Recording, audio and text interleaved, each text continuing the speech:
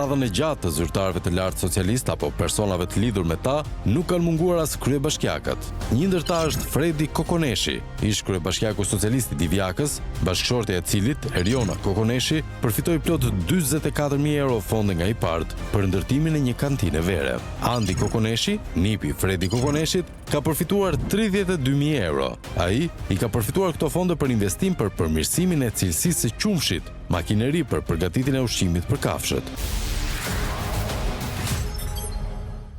Mirëmbrëma, po fillon plug.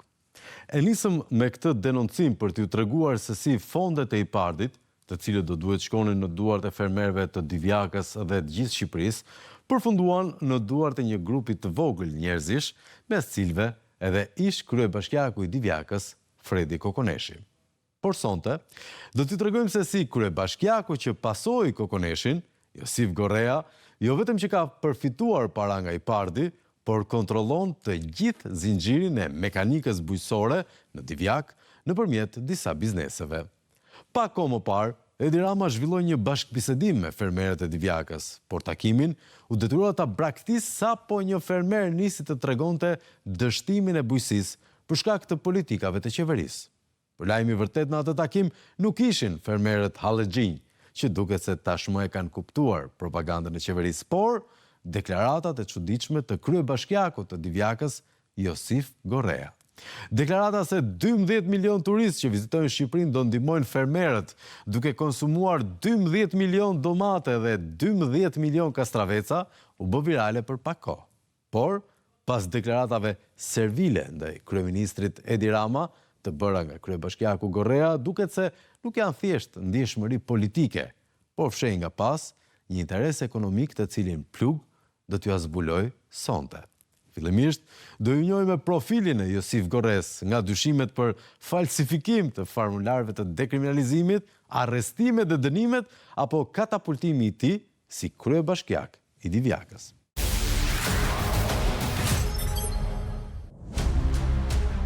Le të imagjinojmë për një moment, 12 milion turist do të prekojnë me një kuzhinë shqiptare, me produktet tona.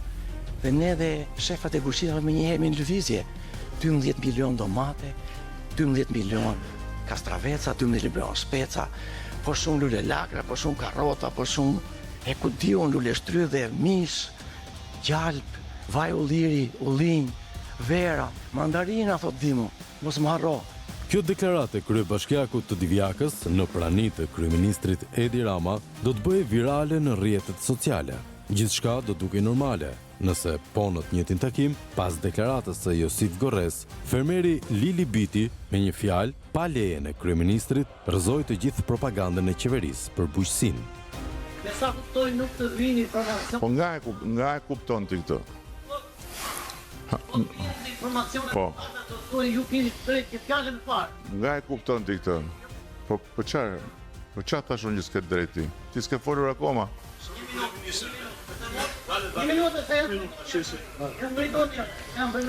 Shiko se unë e kam... Punoj 8 deri në 10 hektar to. Herë për 20 hektar. Dhe jemi shtresat më të pambrojtur. Po për çfarë? Për çfarë? Na ministri financave për ngrallën për fushë politike. Na mbrojtse të hynë mall nga jashtë. Kjo nuk ekziston. Jo.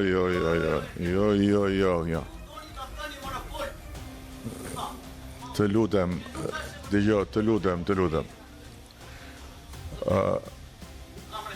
Të lutem, shiko, ti do e kuptoj tani. Shiko, unë kam një problem, dëgjoj, o miku im, unë kam një problem shumë të madh. Mua njeri nuk më imponohet dot me forcë. Kështu që në zor ti nuk imponohesh mbi të tjerët që ta marrësh fjalën se do ti që të flasësh se do ti, jo. Edhe herë tjetër, jemi këtu ulu. Jemi këtu për ulu. Për fat keq nuk u nxorë asnjë problem. Për fat keq u bë zhurmë dhe u bë pis ai takim. U bë pis kjo treve jashtë shkëlqyer e produkteve bujqësore. Ky fermer fantastik që ne kemi na u bë pis nga këta njerëz, të cilët nuk treguan asnjë vlerë, nuk treguan asnjë Fermerët gjithmonë i problem. kanë shprehur Kjo përplasje në këtë takim na bëri të investigojmë mbi atë që vetë quhet fermer, por që në fakt mban detyrën e kryetarit të Bashkisë së Divjakës.